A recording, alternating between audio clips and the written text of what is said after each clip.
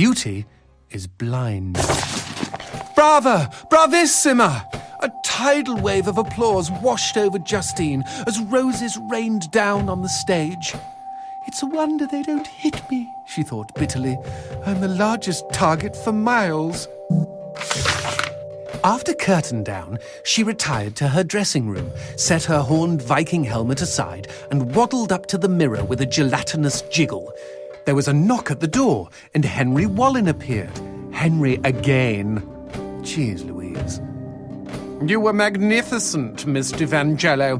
Did you see? The papers are calling you the finest soprano of the 19th century. He looked at the floor and shifted his feet uncomfortably. Every man in town loves you. Stupid Henry, moaned Justine as she examined her profile in the mirror. No real man could love a fat twat like me. She tried adjusting her midriff. Disgusting.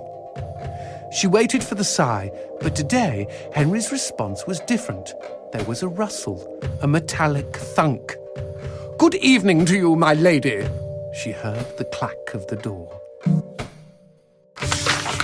Justine gazed wistfully at the tintype of beautiful Bella Margot, the slender soprano she idolized in her youth. What was Bella's secret, she wondered, as she picked away at a box of truffles on the table. What indeed? A few minutes later, Justine was bent over the wastebasket by the door, gagging and heaving. Eventually, she gave up and removed her finger from her throat. Then, at the bottom of the wastebasket, she saw the roses and the letter, and remembered the rustle and the thunk. She opened the letter and read aloud. You have won my heart, and that is no small feat. Oh, how sweet! No small feat! She shouted in rage. A large feat, is that it? She crumpled up the note, threw it on the floor, and stomped on it for good measure. Something inside of her had snapped. From that moment forward, she was determined to never sing again. Her voice could go to hell, just as long as she could be beautiful. No one knows exactly what happened to Justine after that.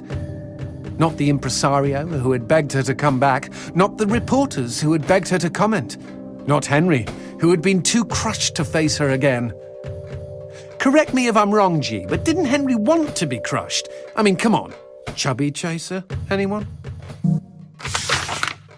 When Justine's landlord finally let himself in, he was startled to discover a slim and beautiful woman in his tenant's armchair. She was naked, and her throat had been savaged. The blood had painted an inverse bouquet of roses on her chest. The woman held her own vocal cords in her hands. The end,